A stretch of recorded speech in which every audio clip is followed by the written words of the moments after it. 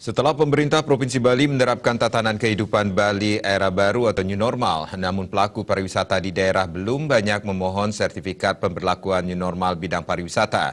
Seperti di Buleleng, baru 6 pelaku pariwisata di Bali Utara mengajukan permohonan sertifikat new normal ke Dinas Pariwisata Dispar Buleleng.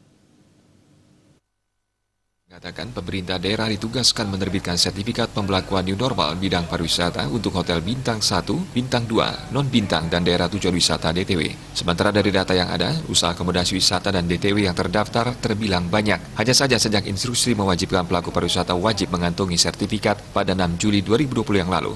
Rupanya sebagian besar pelaku pariwisata di Den Bukit belum mengajukan permohonan mendapat sertifikat itu sendiri. Baru 6 pelaku pariwisata terdiri dari bidang industri dan DTW yang mengajukan permohonan ke Dispar. Pelaku pariwisata diwajibkan melengkapi sebanyak 20 item dokumen permohonan.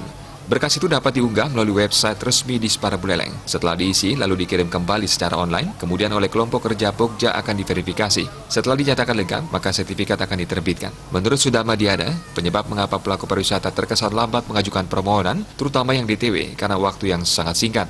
Untuk itu, sejalan dengan dibukanya tatanan kehidupan Bali era baru, maka pihak yang melakukan pendekatan dengan pelaku pariwisata agar mengajukan berkas ke Dispar. Bahkan pihak yang merencanakan akan melakukan pelayanan jemput bola, terutama untuk pengelola DTW yang relatif jaraknya jauh dari perkotaan, sehingga sertifikat pembelakuan new normal segera diterbitkan. Meskipun banyak usaha pariwisata yang belum mengantongi sertifikat pembelakuan new normal bidang pariwisata, namun hal ini tidak secara langsung usaha itu sendiri tidak diizinkan beroperasi. Namun sebaliknya, pelaku usaha sendiri dituntut bertanggung jawab terhadap penerapan protokol kesehatan. Ini bisa dilakukan asalkan pelaku usaha pariwisata sendiri menyiapkan perlengkapan protokol kesehatan seperti tempat mencuci tangan, menyiapkan hand sanitizer dan alat pengukur suhu tubuh pengunjung, serta alat pelindungan diri APD bagi petugas di DTW itu sendiri.